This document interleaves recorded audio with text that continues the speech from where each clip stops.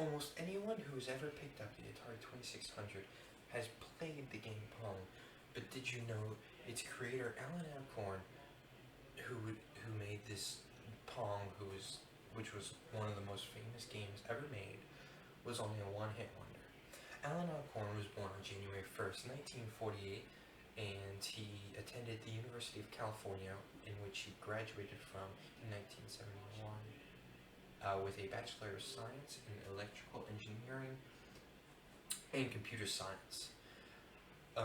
Soon, a year after he graduated from University Cal, he got contacted by Bushnell and Dabney, who at the time was creating the Atari Corporation, and they wanted to hire him as their first design engineer to create games for them. So to see if Allan Alcorn would be able to make these games, they gave him an exercise to create a program based off the Odyssey's tennis game that was made at the time, and he took this exercise and created the program Pong, or a little unfurnished version of it. And soon Bushnell liked the quality of this program so much that he wanted Alcorn to furnish it more and to be able for them to manufacture it throughout the world. They soon gave the Pong tests throughout local pubs in the California area, and it was such a good review for it, that they decided to quickly manufacture it as one of the first games to be released by their new company called Atari. And soon after, once their Pong made a hit throughout the world and made them a lot of money, their company grew fast, and soon Steve Jobs, who was 18 at the time, applied for Atari, and Allan Alcorn met with him and got him that job, which led to Steve Jobs meeting Wozniak, who at the time was working for Atari, and he, as many would know, Steve Jobs and Steve Wozniak would later create Apple, which as of now is one of the biggest companies ever to be.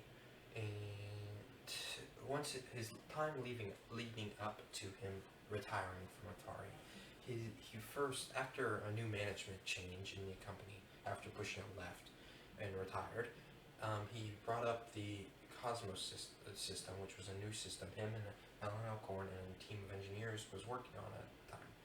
And the system was called the Cosmos. The Cosmos system did not use a TV at all. It was mainly just kind of like a Nintendo Switch nowadays, where it was just on its own. It had its own LED display built in for it, and its game cartridges could be built with only $10 each.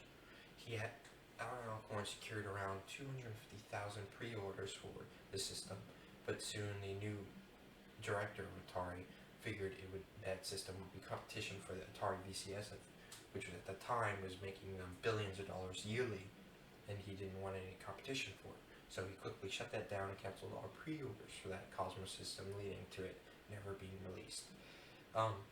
Soon after he retired from Atari, and he would consult many new video game companies that were starting up located in the Silicon Valley area.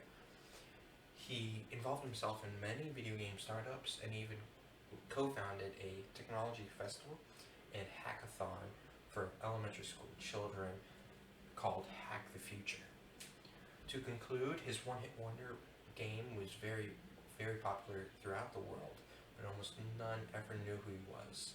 You learned about his education, his famous game that he created only as an exercise, and his impact towards Steve Jobs and his failed creations after Pong.